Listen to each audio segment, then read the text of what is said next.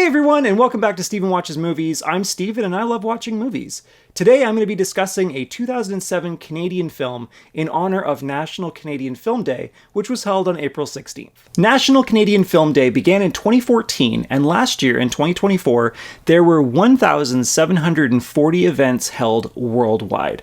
Much the same for this year, there were events that were held all across Canada and the globe. Interestingly, there wasn't an event held where I live, and I live in a medium-sized city. There were events held in small towns, big cities. Obviously, Toronto held a whole range of events. So I decided to participate in National Canadian Film Day by watching a Canadian film from my own collection. And that film was Away From Her. After watching it, I really wanted to discuss it, and so I thought this would be a perfect time to put a spotlight on this film in honor of National Canadian Film Day. Away From Her was released in 2007. It's directed by Sarah Polley. It stars Julie Christie, Gordon Pinsent, and Olympia Dukakis. It is adapted from the Alice Munro short story The Bear Came Over the Mountain, and it's an interesting watch. So what is Away From Her about? A long-married couple, Fiona, played by Julie Christie, and Grant, played by Gordon Pinsent, find themselves and their marriage tested by her struggle with Alzheimer's disease. When her condition worsens, she moves into a nursing home where she loses her memory of her husband and transfers her affections to another resident, Aubrey, played by Michael Murphy. Away From Her is a quiet, devastating film. It's not flashy, it is not a big film by any means. Quite the opposite, it's a very intimate portrait of aging, memory and memory loss, and of course love. As I said, it's quiet and devastating. It just sort of sits with you. Sarah Polley's Away From Her is a film that hit me harder on this rewatch than it ever did on any of my previous watches. And I think it's because it's one of those films where the older you get, the more it speaks to you. I originally watched this film back when it was released in 2007, and then again in the early 2010s, I believe. A lot has obviously happened between then and now, and so this film kind of has taken on a different meaning for me. Let's take a look at what makes Away From Her so special. Sarah Polley, confident debut. Away From Her premiered in 2006 at the Toronto International Film Festival, and it's the directorial debut of actress-turned-director Sarah Polley. She adapted the script from the Alice Munro short story The Bear Came Over the Mountain. Now, I haven't read that short story, so I can't speak to the adaptation of it, so I want to take a moment to talk about Sarah Polley, the director. Something that I learned this week is that Sarah Polley was 27 when she made this film. She's been in the industry her entire life, but to think that she was 27 while making this film, it's kind of wild. There's a level of confidence on display that most debuts don't have. Sarah lets the performances drive this film, and she's not afraid to let the silences throughout the runtime do the majority of the talking.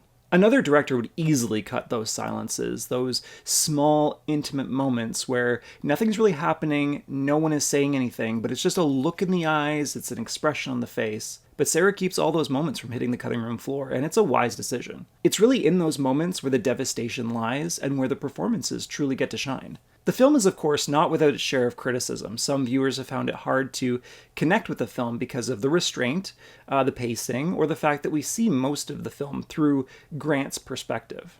I personally don't agree with this. I think the pacing and silence are what work for me, and I don't know if the film would work as well if it was from the viewpoint of Fiona. Maybe it would, but regardless, it would be a completely different film at that point anyway. Now, that's not to say I don't have any issues with this film at all, because I do. They're just minor, and I think one of them really is just because I had to split my viewing on this film. I watched about 30 to 35 minutes one night, and then I finished the film the next night, and I hate doing that. I hate splitting my views of films. Unfortunately, I had to, just the way that the week went. But one of the issues that I have with the film I would love to be mindful of on a rewatch in one sitting to see if it was an issue at all. The issue is not so much Sarah Polley's direction, more the script. It's in the dialogue that's given to Julie Christie's Fiona. Now, again, like I said, I haven't read the short story, so these lines might be lifted directly from that story, and I don't know.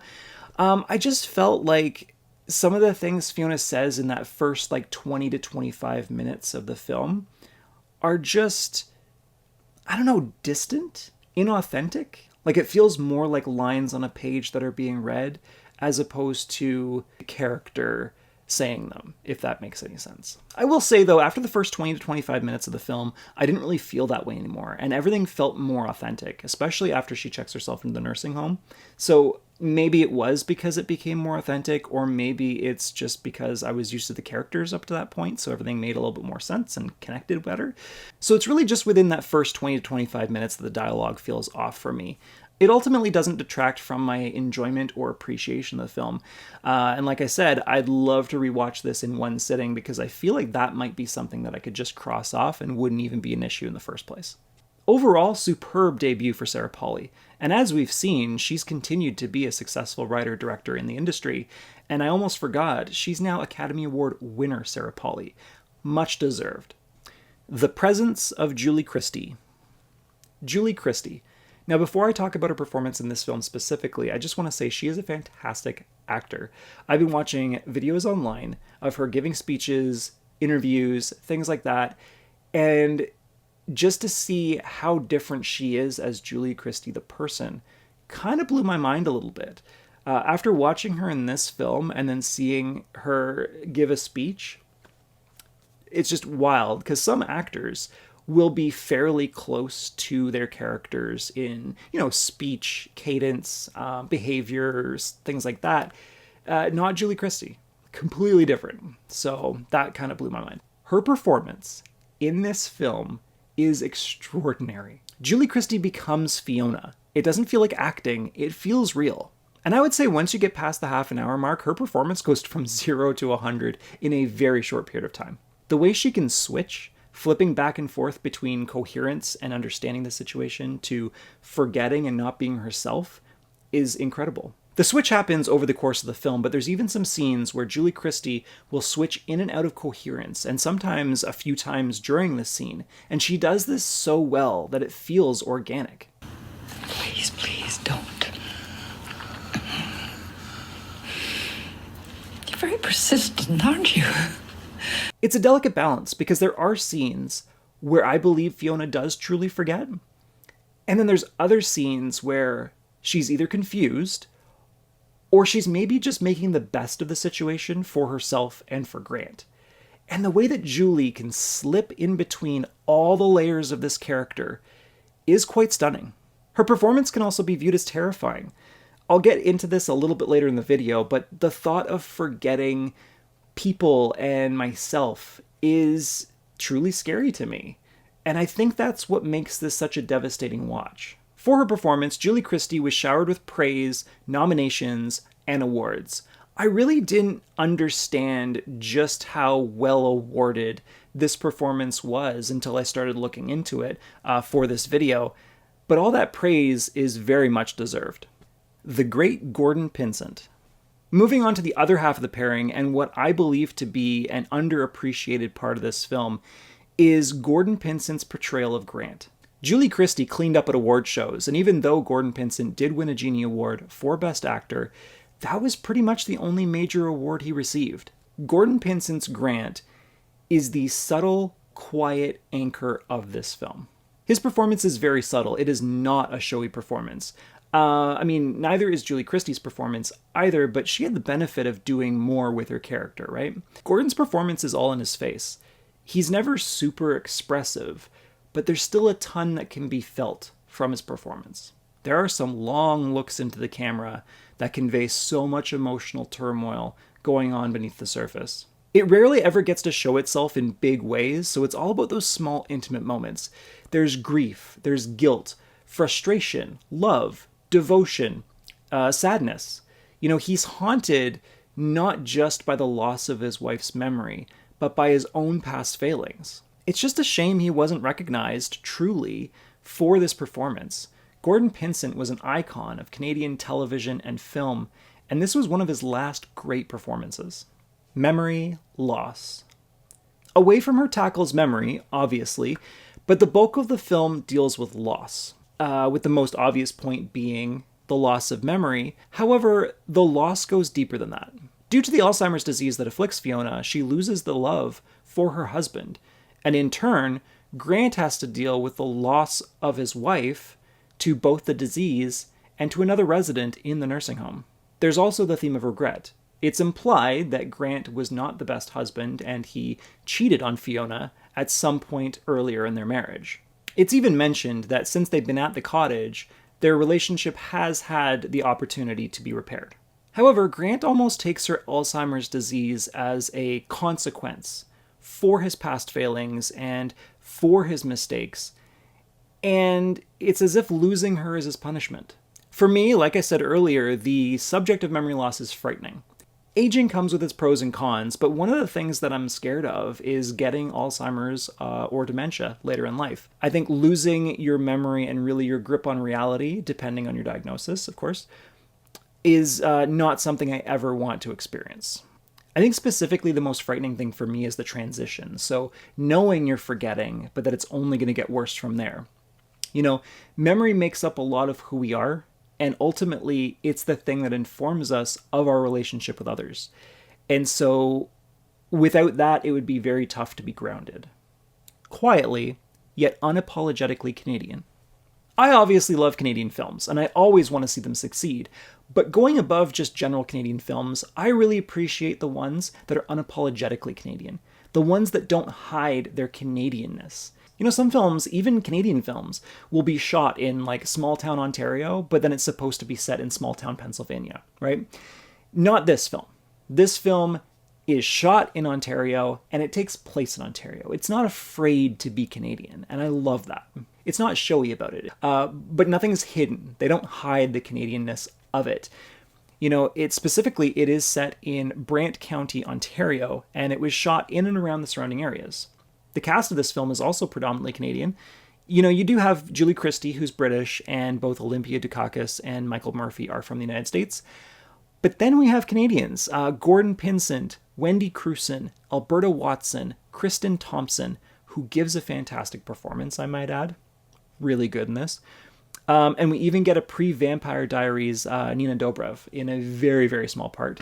But I forgot that she was in this on my rewatch, and I was kind of like, wait a second, she looks very familiar. Has a very small role, very cute scene with Gordon Pinsent. But yeah, so any Vampire Diary fans out there will spot her instantly.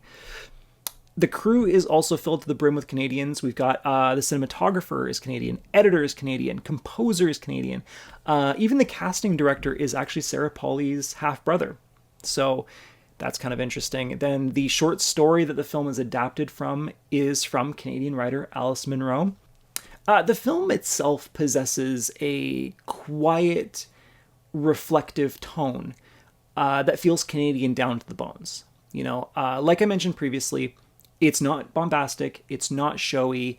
Sarah Polley lets the scenes linger and the characters reflect. And I think if this film was made in Hollywood, I think the film wouldn't be allowed to take its time and breathe like it does here.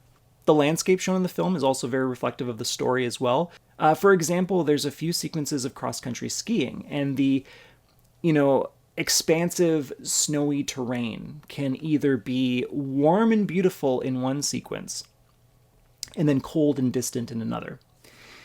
And it mirrors what the characters are going through at that particular time. I think it starts off as physical isolation because they're at a cottage. They've got this gigantic field and a forest behind their cottage. And then it starts to, over the course of the film, turn into emotional isolation when Grant is by himself. There is some criticism that I've read online regarding the cinematography, that the lighting in the nursing home scenes are blown out. Now, I agree with the statement, but not with the criticism. Honestly, at first, I wasn't too sure about the blown out lighting either. Not gonna lie. But after the film ended, I really think it works. I think that Luc Montpellier, the cinematographer of Away From Her, did a fantastic job. The blown out lighting in the nursing home I thought was a great choice because it creates a different atmosphere than when they're at the cottage at the beginning of the film and throughout. And even different from when Grant goes to visit Olympia Dukakis' character. I think the blown out lighting in the nursing home just gives it this sort of dream feel, like something is not quite right. And for Grant, I mean, it really is kind of a dream that he would love to wake up from. So I think the nursing home does represent something different. It becomes a shift in his relationship to his wife. And it's almost like a new reality that he has to, come to terms with. Place in Canadian cinema.